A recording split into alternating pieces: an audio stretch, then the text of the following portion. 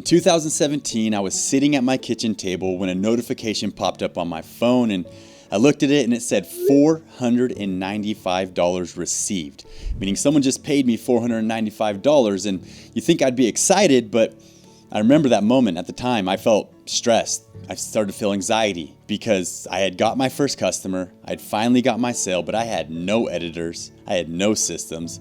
All I had was an idea and a landing page that I'd posted inside of a Reddit forum, and I'd got my first customer. But hey, that first customer, it changed everything for me. This is the story of how I built an online business that eventually generated enough income for me to quit my 9-to-5 and eventually achieve what so many people are chasing with these online businesses, and that's time freedom. You know, the first time I ever made like 50 grand a year was through a YouTube channel where I taught people basketball training tips and then sold products on the side, like kind of like online courses, but like training programs, just like a fitness instructor would. And I was making pretty good money. I was actually living in Europe at the time, playing kind of semi-professionally, just playing basketball in Europe. And I had a lot of time, so I decided to start a YouTube channel, start an online business, and it worked. I was making some pretty good money, and I always felt that the fact that I was in Europe and I wasn't at home, you know, grinding on the business, and I kind of had this other thing, this basketball thing that I was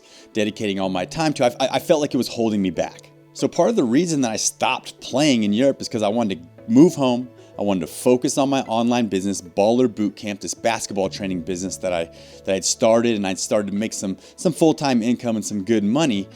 But the problem was when I moved back home and started publishing, you know, maybe vlog videos and different kinds of videos, thinking I could grow my business, it didn't work. I wasn't able to like get way more views and grow the business and get 1 million views in a month. I was kind of stuck around 500,000 views, and over time they were just dropping, and eventually I wasn't really making enough money with that to continue doing it full time and live financially decently here in California. And so I decided, you know what? I need to get my teaching credential. I need to go back to school. I need to be a teacher. I need to get a job. So that's what I did. I started looking at teaching jobs online, and I was like, well, let me try and solve at least the biggest pain point that I know these YouTube creators are facing. I always kind of wanted to start a productized service business. I had all these different ideas. You know, I had the idea for a company that's called Design Pickle that grew to like do 10 million a year. I had that idea. I just never launched it. It was called minutegraphics.com. I bought the domain name. I never launched it. And I always thought, you know, would it be possible to do a productized service for creators or business owners looking to create content by letting them, you know, submit a project to us, and then our editors would edit it and return it right back to them. I was feeling that pain point as a YouTube creator, and I wish that I had an editor. And so I decided to go out on a whim, and I bought the domain name VidChops.com. And I put up the landing page, like I said earlier, and shared it in a Reddit forum and got my first client. And I'll talk a little bit about how I grew it from this first client, but the timing just wasn't that great because I went from 1 client to 2 clients. I think I got all the way up to 10 clients. So I was making, you know, $5 grand a month, and I was the editor myself. I didn't have a team yet. I was just editing the videos, delivering them, doing customer service, doing everything, the marketing, and we were able to grow. And I was getting burnt out. I was editing a ton of videos. And so I decided, you know what, this job popped up to be a teacher, a computer science teacher here at our local high school, and I applied and I got the job. So now I was kind of screwed because now I had a job teaching as a first-year teacher, and I had to edit for 10 clients. It prompted me to kind of turn this into a real business where I started to hire editors, hire managers, and build the thing out right. And it all worked out. You know, I was able to find a system to hire great editors, to train them. But I'm not gonna lie, I was like burning the candle at both ends. I was teaching full-time, I was running VidChops full-time, and I was coaching varsity basketball as a first-year varsity coach as well. But you know, I stuck it out. I grinded it out for the next 4 years, and I grew VidChops while teaching and coaching. And eventually, you know, it got to the point where it was making enough money to where I could quit teaching. But let's go back to the beginning when I got that first sale and how I was able to grow it. Because, you know, I could have probably quit teaching after year 1 or 2. I went all the way to year 4, but like I said, I could have quit teaching earlier. I think by the time I quit year 4, I think we were doing like 800,000 a year, maybe 900,000 a year in revenue. And it was definitely time to quit, but you know, there's a lot of risk involved. I had just had my first son. I think my second son was on the way.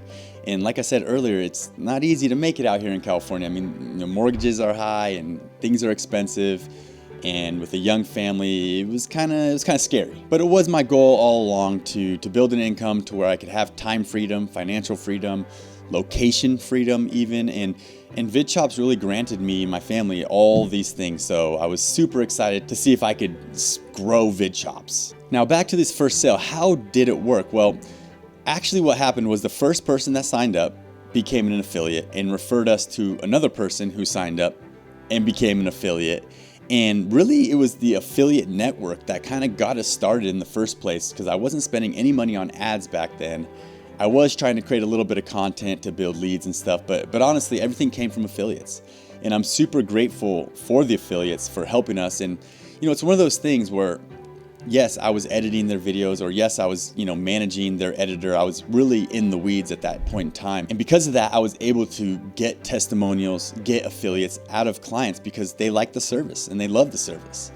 So that's kind of like rule number one in business is like, if your product isn't good enough where people who are purchasing it are referring it to their friends, they need to focus on product. The product's got to be good enough to where customers will refer it. So there's my piece of advice for anybody that's running a business is that, as soon as you do get that first customer, like take care of them. And really every customer, from then on out is a great opportunity just to create a snowballing method of where people are getting referrals, they're getting commissions, and your business is growing. But it's all about taking care of that customer, and that's the focus on onboarding and focus on product. So yeah, that's how VidChops got started. I just solved my own pain point as a content creator who wanted an editor by creating VidChops, and that's a great way to do it. And I'm gonna go ahead and keep publishing videos on this channel telling you how I'm continuing to work on VidChops, what our vision and plans are for VidChops. And I'm just gonna let you guys look behind the scenes and do a little building in public and just see how it goes. So if you guys want more of that, if you guys wanna follow along and see how we grew it from past even our first couple clients, then go ahead and hit subscribe right now on this video so you get notified the next time I publish a video. And I will see you guys in the next video.